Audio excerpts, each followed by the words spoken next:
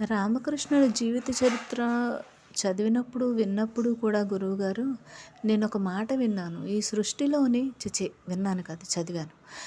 అందులో ఉన్నదేంటంటే ఆయనంటారు, "నువ్వు ఏ శక్తినైతే ఆహ్వానిస్తావో ఆమె నీకు దారి చూపిస్తుంది. ఇన్ ఫ్యూచరు నువ్వు చేసే ప్రతి పనికి సహాయం చేస్తూ ఉంటారు" అని. అదేంటంటే మనలోని దుష్ట ఆలోచనలు అంటే దురాలోచనలు, ఎదుటి వాళ్ళని బాధ పెట్టాలి, లేదంటే ఏమన్నా ఫీలింగ్స్ ఎక్సెట్రా, దొంగతనం చేయాలన్నా, ఎదుటోళ్ళని అనాలన్నా అవకాశాలు కూడా ఆ యొక్క దుష్ట శక్తి వెంటనే సహాయం చేస్తుంది.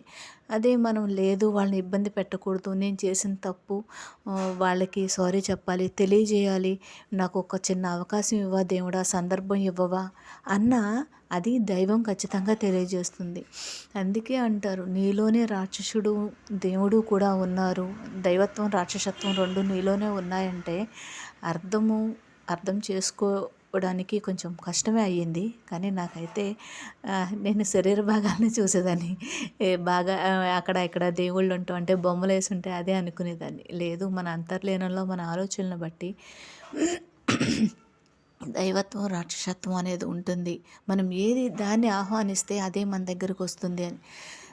సాధ్యమైనంత వరకు మనుషులు అటు ఇటు కాని విధంగా ఉంటారు. అటు వెళ్ళలేరు. ఎందుకంటే దేవుడి వైపు వెళ్ళాలంటే మనం చాలా తట్టుకోవాలి, ఓర్చుకోవాలి, నిలబడాలి అని చెప్పి ఉద్దేశంతో ఎక్కువ ఇటువైపే ఉంటుంటారు.